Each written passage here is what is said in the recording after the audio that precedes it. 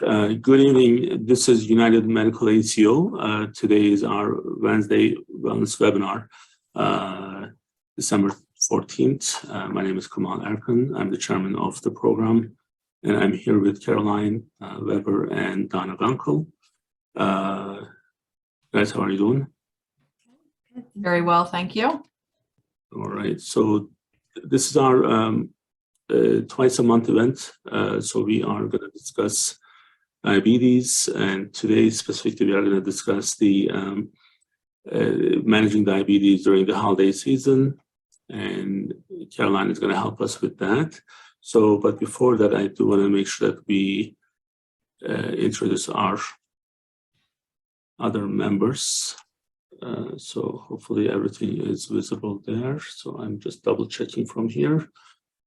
All right, so Dr. Ripu Handal from First Aid Endo is our program director.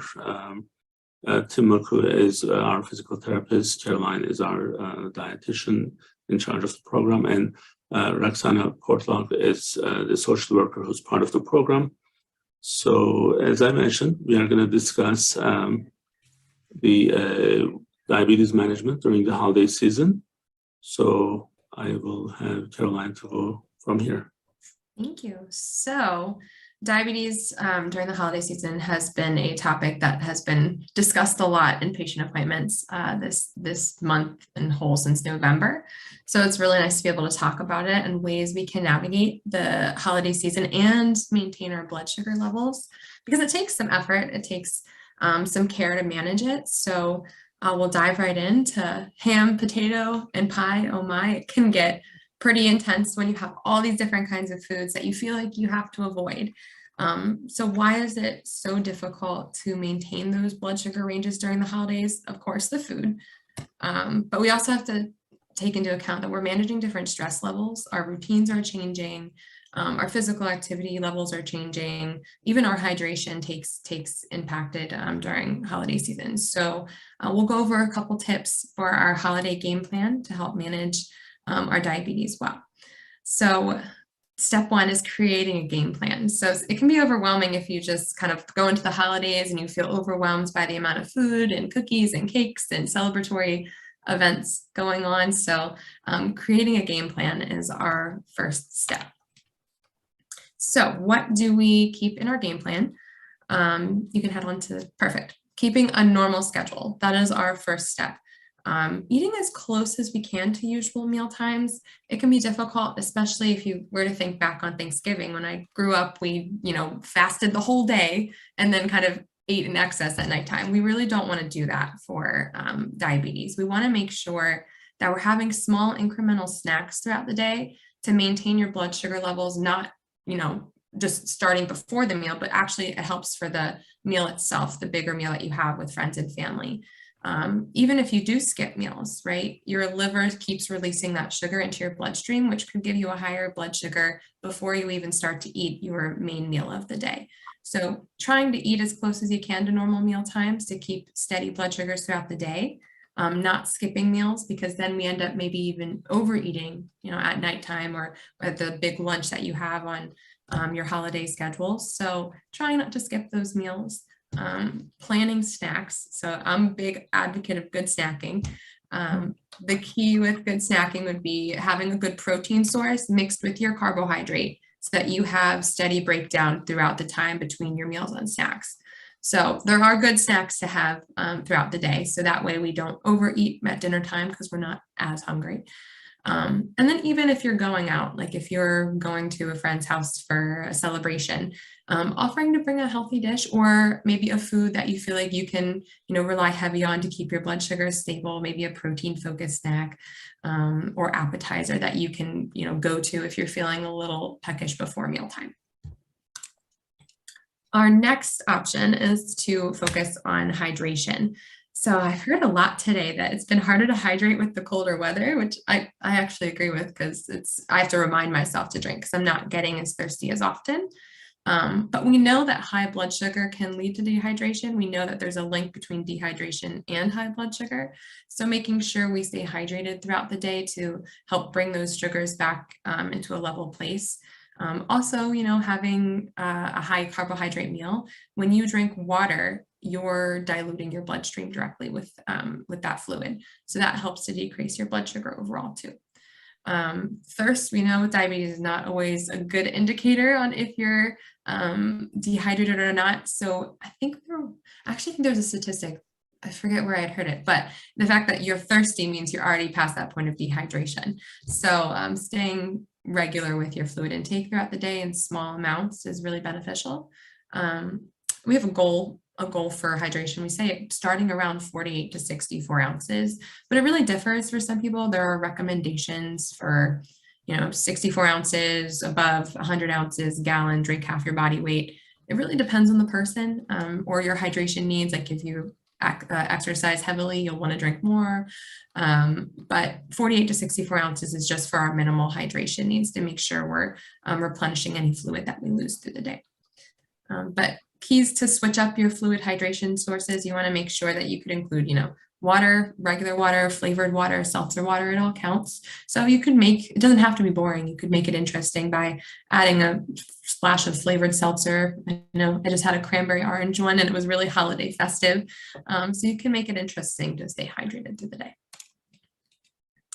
And our next step of the game plan will be probably one of the hardest, in my opinion, is practicing portion sizing. I'm a eyes bigger than my stomach type of person. So trying with this first step to not sit by the buffet table or the spread of food, getting your plate, making it up, moving yourself away from the food. Because I don't know about you guys, but if I'm talking, I'm grabbing snacks and eating them and kind of lose track of what my consumption has been. So try not to sit, removing yourself away from the food access. That way you can sit down, focus on the meal in front of you rather than filling up on additional portions and not keeping track. Practicing with a small plate is actually entirely helpful. I've tried it myself. It's really fantastic because sometimes your brain and your stomach need to connect. So when you see an empty plate, right, you feel full. There was actually a really great study done. I'm not sure the year, but they had two groups. One group had a regular bowl of soup and were in charge of eating that bowl of soup. The other group had the bowl of soup, but it would refill every time it would get to a certain point. The participants had no clue. They found that the people who had the regular bowl of soup finished it and felt full, but the people who had the refilling bowl of soup kept eating because their brains didn't register that they were full. So practicing with a small plate can help you kind of take less on your plate, have you finish, and then see and determine if you still feel hungry. And you'll consume less food overall, which would be more beneficial for your blood sugar as in having it, in excess or overeating like we tend to do on holidays sometimes. But it does take your brain some time to recognize that you are full. So your brain and stomach, they got to connect signals. So it might take upwards of 20 minutes for you to feel, the complete level of fullness. So if we skip the whole meal all day and then we go into dinner time for the big meal, right, we'll eat really fast because we've been hungry. And then we might overeat and not realize that we were full maybe 10 minutes ago. So slowing it down, we always talk about some mindful eating, sitting down, savoring, enjoying the foods you have. But one other way you can prevent overeating would be loading up on non-starchy vegetables. So they're great. We know vegetables have wonderful fiber components and vitamins and minerals in it, but they're also really good for taking the curb off that hunger. So if maybe you did skip a bunch of meals during the day and you don't want to overeat on the starchy foods that raise our blood sugar, you could feel free to load up on those non-starchy vegetables to kind of take the curb off your hunger so you can focus more on the portion sizing of your protein and your carbohydrates. Sweet treat tip, if you plan on having, a dessert item as we do on holidays, after your meal, try to measure out the carbs that you're having at the meal. So maybe decreasing the total bread or potato or fruit consumption during that meal so that you can account for some blood sugar stability if you're gonna indulge in the cookie, cakes, or pies. So since that was the hardest one, there is a good visual here for practicing portion sizing, which I think is important to note since, maybe it's easier on other days to practice portion sizing, but when you're surrounded by family and friends who have bigger plates than you and you're kind of talking and eating and celebrating, we want to at least make sure we're including a good proportion of each type of food on that plate. So as you can see, it's more of a my plate visual. So you've got primarily some non-starchy vegetables, but you've got some more varieties on your plate than you normally would have at a regular dinner time meal. So you have 2 types of vegetables, you've got your favorite starches on there, still only taking up about like a quarter of the plate, and then you've got a really good source of protein as well. So all these 3 in combination create a nice stable blood sugar, less likely to have a blood sugar spike because you're collaborating with your different food types to help stabilize your blood sugar by slowing down digestion. So it's not, a quick influx of sugar. So really love these visuals because all of our plates tend to look a little different. All the holiday foods tend to differ, but if you stick with your vegetable, a little bit of carb, and then your protein, you really can't go wrong. But there is a way to fit in our favorites. So I always preach this because holidays are meant to be enjoyed, right? Food is meant to be enjoyed. So ways we can fit in our favorites, because I get a lot of questions on like, do I have to like stay away from Grandma Sue's pie, like the favorite items on the list? And the answer is no, you don't have to. No food is on the naughty list. We can pair things together like we've talked about with portion sizing. So choosing your favorite foods is the first step. Limited edition foods that you're not going to see, the rest of the year, like Grandma Sue's pie, or maybe it's, I know the stuffing is always my favorite at Thanksgiving. So I always tend to go for that first. So choosing your favorites and then being mindful. So that food's going to raise your blood sugar. So you're going to start out with the moderate portion of it and you're going to sit, savor, and enjoy. So we spend time slowing down, having an experience and intentionality with your food so that you're less likely to overeat and that you feel satisfied on it. A lot of the times when we eat pretty quickly on these high carbohydrate foods, we kind of miss out on the mental satisfaction of it. So that's why you might be hungry after you've had a big meal. I know actually it was last week, I was sitting in front of the TV and I was eating. And then after I ate this big meal, I was hungry and I was confused on why am I hungry if I just ate this big meal? But it's because I didn't take the time to kind of sit down, acknowledge the flavors and the taste. I was just kind of distracted eating. So the more we can be mindful and present in the moment of eating, the more satisfied you'll feel physically and mentally, and less likely to kind of overindulge in those foods later on. But one of the most important, I think, would be to keep moving. So we often forget that moving plays an intentional role in lowering our blood sugar. So it is our secret weapon for the holiday season because, it flies right out the window for priorities sometimes because you're busy cooking, you've got family and friends over, so it takes a back seat sometimes. But it's our secret weapon to use. So it does more than just balance your blood sugar or, promote weight loss, right? It reduces our stress, lowers our blood sugar initially, especially, there's been great studies 5 to 10 minutes after a meal. If you take a walk, your blood sugar directly starts to fall. Improved energy levels, right? After a walk, you kind of build those feel good endorphins. And you can incorporate friends and family. So if that's kind of a barrier for you, bring everybody with you. Or if it's too cold outside, walk around the house, try not to be sedentary after maybe a big meal that you've had to celebrate with friends and family. But staying mobile is one of the best things you can do to help reduce your blood sugar. So that is probably one of my most key important ones to focus on this holiday, because I even struggle with it because you eat a lot and then you just want to sit down, but actually kind of making sure you're moving, doing intentional movement and involving friends and family is super helpful to maintain those blood sugar levels. One I think we often forget is the next tip for our game plan, and that is sleep. A lot of the time your priorities of cooking, planning, getting ready for a family at the holidays. So managing our blood sugars becomes more difficult when we're sleep deprived. I don't know about you guys, but if I have not slept, I crave all the things that are crunchy and sugary, and I want to have snacky foods. So that is why sleeping is fantastic because it reduces your stress level. You have better intentions with food, right? You can think more clearly. It actually reduces high fat and sugar cravings. But normally we try to aim for 7 to 8 hours per night to guard against kind of that mindless eating. But honestly, follow your normal sleep schedule, right? So if you sleep 6 or 7 hours a night and you're cool with that, and that's how your body functions, so keep that consistency rather than, lessening the time to 4 or 5 hours, which could kind of impact those blood sugar levels. So get your sleep around the holidays. It's going to benefit your blood sugar and your sanity. Sleep is good. And then I think our biggest topic which I get questions about a lot, is being mindful with our alcohol consumption. So alcohol impacts our blood sugar, but on one hand, drinking alcohol, and especially on an empty stomach, can actually cause a drop in your blood sugar. There's a couple reasons why. So the liver, when you drink alcohol, stops releasing that glucose into your blood. That's usually, you think, hey, that's a good thing. I have diabetes. I don't want more glucose in my blood, right? But not so good if you've had a couple drinks and you haven't eaten anything in a while.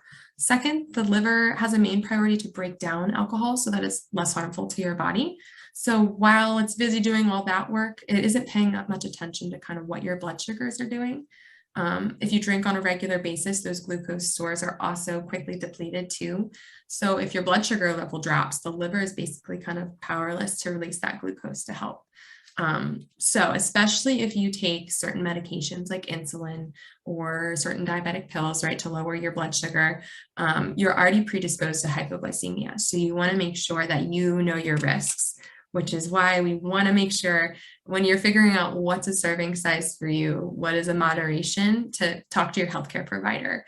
Your healthcare provider can really take into consideration your risk factors, the presence of, if you're already prone to hypoglycemia, certain medications, or even other health complications you might have. So talking with your provider will really help figure out what's that moderation size. Based on, the American Diabetes Association, Heart Association, all those associations, up to 1 drink per day for women, and then up to 2 drinks per day for men is defined as moderation or a serving size of alcohol. But there are good choices. So if I'm talking to patients, right, and we need to decide what's this, like a route you want to go with alcohol for the season, you want a safe way to consume it, we talk about some of the best alcohols to have for blood sugar management, because there are certain alcohols that will raise your blood sugar way more. The best options, as you can see on this chart, would be distilled spirits, champagne, drier wines, usually because they have less sugar residual in it. So avoiding or limiting those higher sugar options like frozen drinks, those mixers tend to be an issue. You'd think, hey, to prevent hypoglycemia, I could just have like a sugary mixture and give myself some extra sugar, right? But sadly, they don't offer too much protection because that sugar is digested so fast, you're not going to get any residual effect from it, right? So we want to make sure that if you choose to have alcohol during your holiday season, that you choose one that might support your blood sugar a little better. Try mixers that are, calorie sugar-free, club sodas, those types of things, and limit those high sugary drinks, especially if you are, having multiple drinks in a day.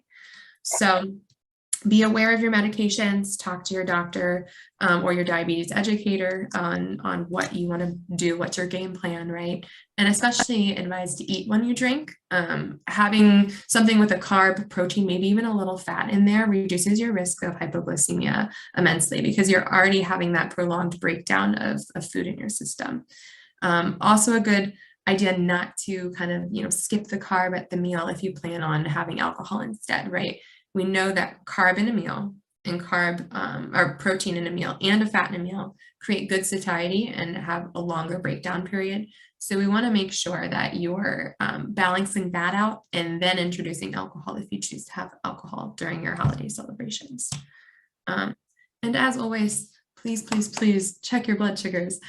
We don't know what's happening until you check your blood sugars. It can be kind of disruptive sometimes. You might think, if I have to check it multiple times at a party, but it's only going to do you much better, because say you check your blood sugar before a meal, right, and you notice it's high, that will help you determine to make decisions on what carb choices to choose, how much to eat, especially if you're on insulin as well. So if you're figuring out carb to insulin ratios, but we also don't want to, skip out on anything. So making sure that you always find something to pair with your carbohydrates, so you have that sustained breakdown. So checking your blood sugar regularly helps you prevent, hypoglycemia or hyperglycemia results. So that's the best way that you can stay in tune with what your body is doing, especially during a holiday celebration. So some key reminders as we enter into, we're coming to the end of the holiday season, but as we go through the holiday season, is to monitor those glucose. We don't want our number, even if you think your numbers are going to be high and you don't want to check it, it helps you troubleshoot. You could find that they're high, drink some water, take a short walk, and that will help lower them. So be in control of monitoring your glucose. You don't always need a healthy substitute. So a lot of the time, it's not bad to choose something as a healthy substitute to kind of have less carbohydrate density in your meal, right? But you don't need to. So if this is a food you really enjoy and you don't want a healthy substitute, that's okay. Sometimes they don't taste good. Sometimes while they're more nutritionally beneficial, it doesn't satisfy that craving in your head. So if you are like me and need to eat that one food in order to feel satisfied rather than searching for 10 other things to fill that place, then it might be okay just for you to sit down and enjoy and mindfully eat that one food that you want to enjoy, even if it is not the healthiest or most nutrient dense food that you have that supports good blood sugar.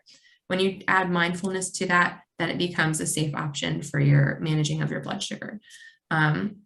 So you don't always need a healthy substitute, but they are good to have options, right? Think about what you want at your holiday meal. And then I always advise don't celebrate too long, enjoy the holiday. So one day is not going to impact your progress. I always encourage to spend the time with family, friends, having a low stress level, because stress, we know, increases our blood sugar, but moderation is key. So this is not me saying eat a whole pie by yourself. This is me saying enjoy your time during that day. But if it comes to leftovers, work on that portion sizing technique, check your blood sugars, stay active, all the tools we went through for our game plan. And with this game plan, it's holiday proof. It should be hopefully low stress, but also give you good results with your blood sugar too. So, Caroline, everything you said is so great. No problem there. So then you come to your office. And oh, he's got goodies. so goodies, right? So chocolate, more chocolate, popcorn, more popcorn. Thank you, Kyle Bain. So this is how we are pleasing others. And just from today. I can see how that would be problematic to have around. So it's another one, and this is from Jim Bradford, AD district manager. Okay, so we already started eating it, so I didn't. But so then there were a couple cookies before the boxes and all this stuff. So there is this, and we actually have this discussion with the Bariatric Friday with Dr. Erkan, because the issue is kind of similar. So how we are going to actually go through not just the time that we have now, but like with the holidays, but also like overall, like how we are actually celebrating. So celebration is kind of like centered in food.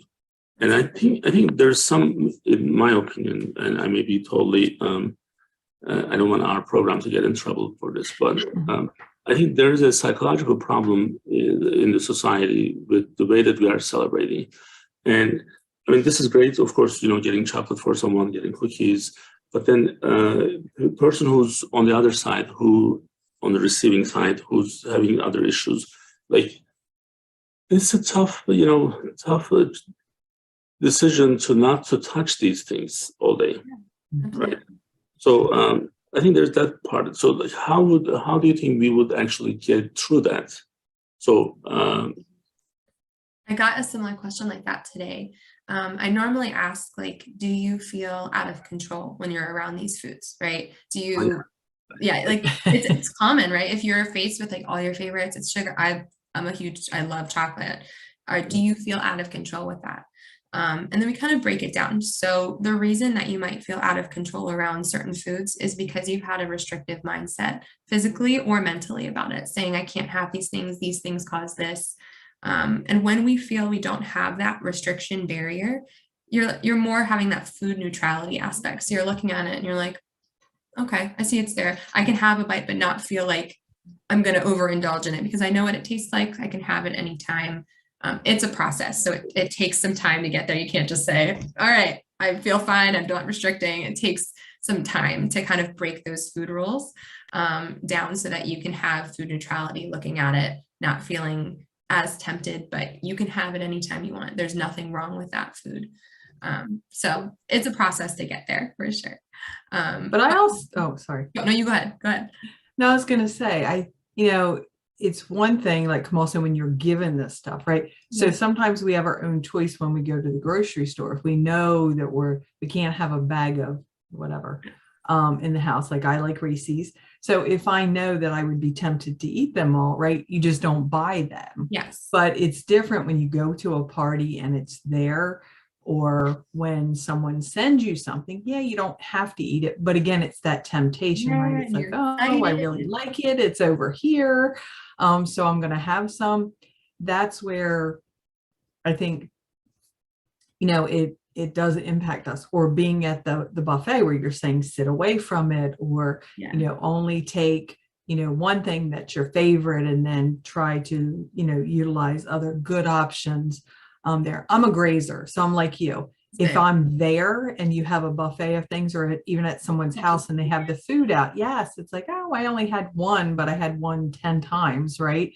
Versus taking that small plate and moving on. So they are things, and I'm hoping, right, that this message will help people with, again, being more mindful, thinking about those things. Sometimes I know when people feel like they have the temptation and they're given those types of things, what do? Sometimes we take it to work, right? Well, I don't want it in my house, so I take it to Sharing work is and put it caring. out there. Yeah, that's a good point. Sharing is a great option too. It really depends on the way your brain works, since we're all entirely different in the way that we think things that are triggering for us, right? If it helps to keep those foods out of eyesight, right? If I keep snacks on my desk, I will eat them all day because they're here, right? And Right. I'm not recognizing that I'm not eating out of hunger, I'm eating out of the availability of it. So checking in, hey, am I hungry for this? Do I really want this right now, right? Having an internal dialogue about the food choices that you make is not bad. But if it helps to separate it out of an entire different section of your house, if it helps not to keep it in the house, leftovers, right? Maybe if you're building leftovers, you pick the things that you want to have in your house a little bit longer. So it really depends on the person, and we try to work it around individually. That I can reach. That's my approach. Like at home, I know I'm safe because what I can get there is, I think one of the maybe I do mention this in a couple other sessions, but like going to a party probably is one of the challenging one. And I don't know how this would be okay with the diabetes or not, so you can tell me it's not. But having like a couple egg whites before you go for parties, that it definitely does help. And do you think that's also? I think that's totally fine. The concept I like there, and you're choosing a proteins that would be very good for diabetes management too. So you'd want to grab something beforehand so that you're not starving, right? So that food becomes a little less exciting when you get to the party. So you're not grabbing everything, overfilling your plate. You've taken the curb off the hunger, so you're more able to focus on specific food choices. So like we always talk about maybe having if you have those small little snacks through the day, if you plan on having a big meal, but you don't want to overfill yourself to not be hungry for the big meal, have some small little snacks here and there. Protein based with a little bit of carb is great. Even if it is just a handful of nuts beforehand, that really is helpful. And then it gets your blood sugar in a nice stable range. So if you're looking at the buffet, right, and it's like super overwhelming, because I know if I see a lot of food, I'm overwhelmed. Search for your protein item first. Right? Find that protein, because that's going to be integral for managing any blood sugar rise from a carb. So find your protein, fill in with vegetables in a good portion, but then find your favorite carbs and fill in. But you've taken care of the protein, the vegetables, and now you can pick out your favorite carbs that you want to enjoy for the night. I think the part of it is like the anticipation of food. Like if you are going to a party and then the idea of that party is that you're going to eat a lot, or you're going to have a lot of good food versus I think what I see with diabetes is kind of like similar when we talk about sleep behavior, like sleep disorder or sleep inconsistencies. So best is kind of to keep doing the same thing that you are doing on those days. Like people with the sleep disorder, if they change their sleeping behavior on the weekend, the weekdays are always more difficult. So like if you get up at 7 every weekdays, if you now get up at 11, 12 on the weekends, that does impact your next weekday, the following weekdays. So there's some consistency problem, I guess, is something that we kind of psychologically, we really need to figure it out so that we know that this is not something that we need to fight for. So then this is like if you, and you know, I'm saying all this doesn't mean that I'm doing all these.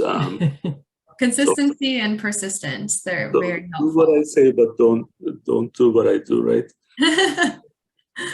You have a good point, because it's practice, right? So you might not make it into this holiday season and feel like you're in full, like, good capacity to make all these great decisions, right? It's taking one little small change at a time. So one that you feel you struggle with the most, like mine would be portion sizing. That would be my biggest struggle at the holiday season. So I'm going to really focus on that, right? If you feel you struggle with maintaining your sleep habits during the holidays, that's your thing to focus on. And it's okay if you take it one at a time, for sure. Yep. So I think, you know, psychologically getting ready for these, and then just handling this in a different way. Like, okay, this is not a big deal. I think that approach does help. Right. And I mean, Donna knows me for a long time, and you do too, but I think we spend more time on different events. I try not to eat at these events just because usually I have already taken care of that before I leave the house. And it does help. It does help. So, and I think one other thing that I want to mention, and because we do our case conferences on a daily basis, what we realize every day, understanding that this, especially diseases like diabetes, chronic illnesses, these are not individual problems or problems for individual. It needs to be like the family members, household people really needs to know. They need to be educated with what's happening. So like, you know, my mom who has diabetes, so if other people in the household don't really know what's happening in her world, that's a huge problem. So like just kind of like making sure that everyone understands. This is true with the morbid obesity. Like if you may have, you know, family members who are struggling with that, and then if you just eat like there is no issue for anyone in front of them, that's not going to work, right? So it's kind of like the approach that we want to see is at least the household members are educated with these problems, with these disease. So I think that also helps to overcome some of the problems. I agree. I think having, we call it like a wingman or wingwoman at like a holiday gathering, especially like if you decide, say you're going to decide to have an alcoholic beverage, you'll want to let someone know, like, who knows that you have diabetes, right? So if some event were to happen, they know if your blood sugar drops to get you orange juice, right? That 15-minute rule, or if, hey, like if I disappear for a few minutes and I don't come back, hey, let me know, I'm just taking care of my blood sugars. So it's important definitely to have that communication, especially during a big gathering, especially if there are a lot of people there, so that nothing gets kind of missed. Absolutely. I think also with the mindful part is, to Kemal's point, whether it's sweets or things, you know, that a diabetic may need to be more mindful of, certain carbohydrates, or someone, you know, struggling with their weight and they're trying to do weight management. Yeah, if you're the person that's, you know, you eat out all the time and you're bringing that food in, it is hard to keep them motivated. It doesn't mean you can't eat any of that food, but just being mindful, being around them, if they're sitting there eating a salad and you're bringing in your, you know, whatever, Chick-fil-A, your She goes. the house all the time, or their favorite dessert in the house, or chocolate, you know, again, it's just being supportive. Yes, supportive. Absolutely. I agree. And keeping that in mind. So you don't want to tell them they can't have it at all, but you don't want to make it so readily available if they're having trouble, you know, with the control, right? Sometimes we all have that issue, but if it's always in front of us, it's even more difficult. Absolutely. Well, so hopefully people can benefit from these discussions that we have. You know, like when you see these discussions, sometimes people are struggling and then they want to hear this in a different way. And I think it does help for those individuals when they can open up one of these and listen to us, and hopefully that would be the support that they need in those, or maybe the reminder that they need. So we'll be here. So this is our last event for this year, Donna, or do we have one more event for the support group? We have the support group on the 28th of December. Right. So then right now we updated on our website, the link is there, so then people can actually register for those events ahead of time. And then we added for a couple of our clients' websites, if we manage the website, so it's added to their website. I'm hoping we finished that already, but it's easily available for those who wants to register for the support group. And also, don't forget, we have the new posters with the QR codes. So we are trying to get that out into some of our practice offices. So I did give them to Dr. Hundle, the head of our program. So he has them now in his offices. We've put them in some of our PCP offices, and we'll continue to distribute those and see how that goes. But it's just another easy way. You scan the QR code, it takes you right to the link where you can register directly. Also have the links to get to our webinars and some of our other handouts and other educational materials. So again, just trying to make everything easily accessible for all of our patients. And then Caroline and Kemal and I have been starting to work on our list of topics for 2023. So we are currently in the process of finalizing some of those for the first quarter, and also getting our guest speakers lined up. All right, so we'll be busy in 2023, and then we'll see you guys on the support group meeting on the 28th. Mm-hmm. So, well, in between there's Christmas, so Merry Christmas. We'll see you soon. Thank you for joining us. Thank you.